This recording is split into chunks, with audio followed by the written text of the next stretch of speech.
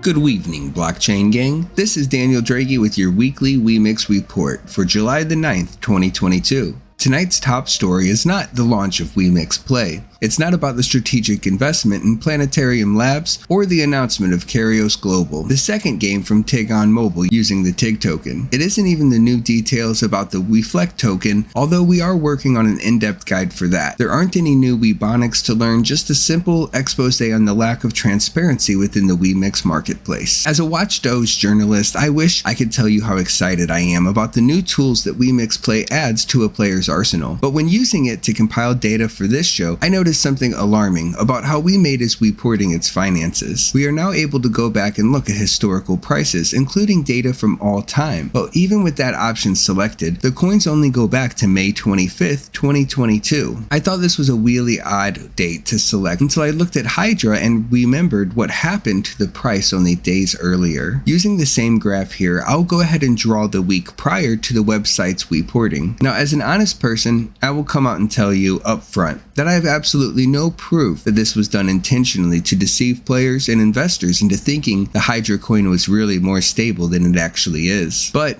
and I mean this with all seriousness, come on, man. Is this better or is this better? Again, option A or option B? Let me know in the comments if you think that they intentionally erased it. Henry? Someone's got some splaining to do. Perhaps if Wemade had a better track record of transparency, this would only be a minor issue. But if we go back months before this incident, when Hydra was at 5 Wemix, we were told that a mystery trader would be buying up Hydra in order to stabilize the price until more use cases could be developed for it. After some time went by, it was announced that Wemade would double the amount of Wemix being used to buy Hydra from 1 million to 2 million. And that was the last announcement anyone ever heard about the mystery trader until late in May. The price of Hydra fell to under 2 Wemix in 6 days due to the mystery trader no longer buying Hydra, which it had been doing secretly with another 2 million Wemix to keep the price stable. Then they put all of that Hydra into the Hydra staking program, greatly reducing the APY for everyone who already lost over 60% of their investment. Their plan is to use this as liquidity in the trading pool once the Wemix Play is fully online. All of this came after a decision made last year for the company to sell a massive amount of Wemix when it reached its peak of $28, dropping it all the way back down to $8. When these profits were listed on the fourth quarter earnings report, a reporter asked CEO Henry Chang why he hurt the investors of Wemix tokens to favor the investors of Wemade stock. Henry Chang responded with, and I'm paraphrasing here, "I would never do anything to hurt Wemix. You know it's true. Everything I do it for you, Wemix. However, maybe we should have announced that we were going to do that, and we will make sure to do that in the future if we ever do that again." Well, here we are in the future with all of these things going on, but they were not announced until the damage was already done, and this appears to be a blatant attempt to cover it up. Of course, I am prohibited against giving financial advice, but I wouldn't invest another dime in a company or its services until they correct these deceptive tactics. Fool me once, shame on you. Fool me twice, shame on you times 2. And 3 shames and you're out. In other news, Kingdom Hunter, a strategy game like ROS or GBCC with an emphasis on collecting hero cards, is set to release on the 19th. There is a link in the description to the pre-registration page as well as an airdrop and friend referral events. Next up is a new segment I like to call Welite Wevents.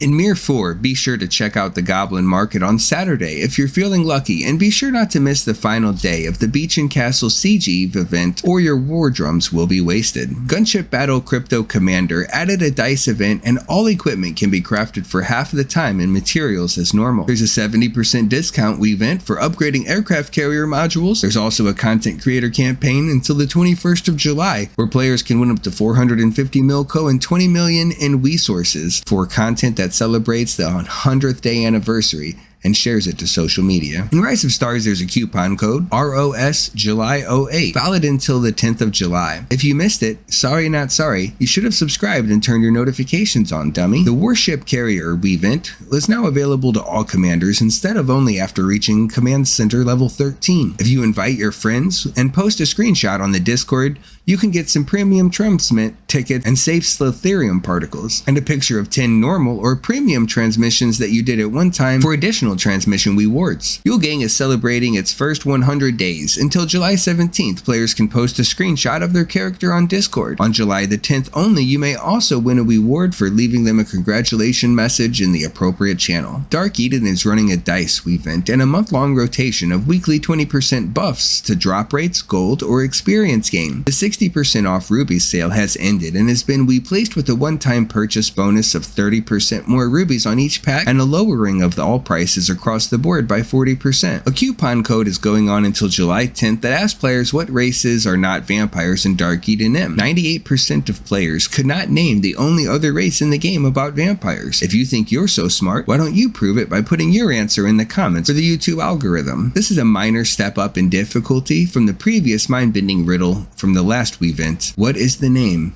of this game? 4God started a campaign to end all cheating with the help of players who submit video evidence to ban these hackers as soon as possible in their Just Say No to Illegal Programs campaign. It reminds me of the DARE program's attempt to keep kids off drugs, where previously I had no desire to use illegal programs. Now, something inside of me is urging me to use drugs more than ever. Crypto Ball Z is having a triple gold Wevent this season. There's a roulette Wevent where extra hero stones and commander pools, spending Herco tokens in the shop will reward you with SR and SSR artifact select tickets. If you exchange Herco for hero stones, you will be rewarded with extra novices commanders, SSR artifact selection tickets, and artifact evolution stones. Riders of Icarus is running a Twitter event granting 5,000 to 50,000 lucid stones for 3 retweets based on how many people participate. A similar event is running on Facebook where you could earn 1,000 to 5,000 lucid stone auto mining tickets based upon how many likes they receive. Both events run until July 20th. And that concludes this week's edition of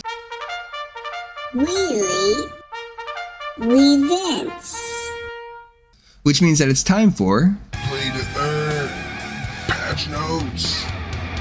Always changing shit. Gunship Battle Crypto Commander opened a new server on the 4th of July and merged 16 more servers down to 8 this past week. New items were added to the shop purchased with titanium and will increase your daily stamina and stamina regen rate.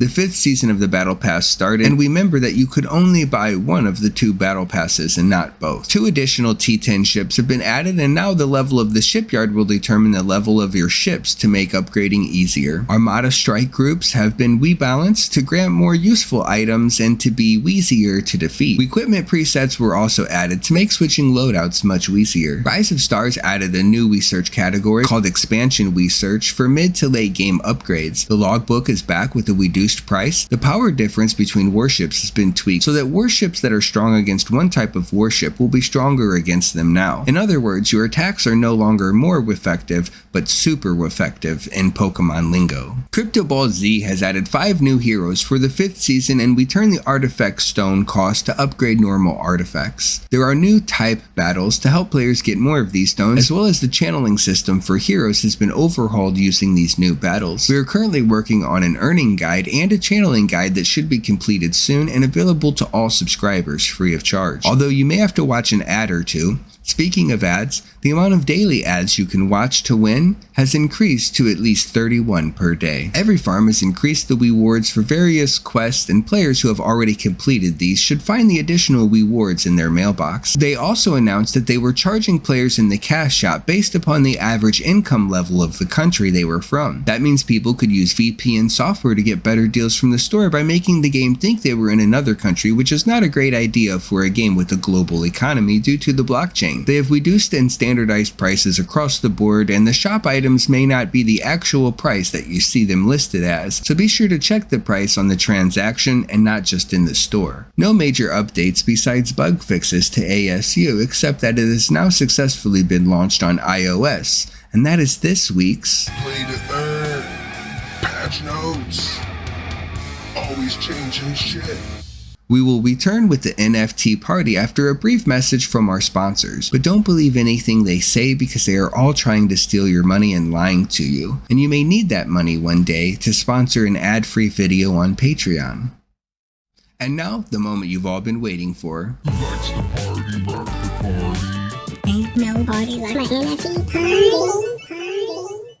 Starting off with Mirror 4, we see the base character NFT price fall to 11 Wemix from 13 last week. There are 2,542 listed NFTs on the market, down slightly from last week. There was an average of about 510 NFTs bought each day, which is up from 430 last week. This could mean that we are seeing the prices bottom out as demand is beginning to overtake the supply at this rate. The highest grossing sale was a Taoist with 246,000 power for 21,000 Wemix on the 6th of July, which was double that of last week. Mounts are between 30 and 34 Hydra, Epic Gear is between 15 and 30 Hydra for a T1 and 30 to 50 for a T2, while ceiling boxes start at 2 Hydra and are slightly up from last week. Crypto Ball Z has 186 listings for commanders with rare starting at 1.1 Wemix, which is down about 20% last week. This could be due to the Wevent ending, where random players received a rare commander if they owned at least 6 NFTs in their wallet. As the prices for epics went up to 11 Wemix, legendaries start at 54 Wemix and 190 for mythic. In Rise of Stars, we see 509 NFTs listed on the market, with T1 still at 1 Wemix and T2s moving up slightly from last week to 1.5 Wemix. T3 start at around 9 Wemix, with T4 at 45 and T5 at 138, with a very limited selection of T4s and 5s available. Thank you for tuning in to another Wemix Weekly Report. This has been Daniel Draghi, and I will never stop fighting for equality.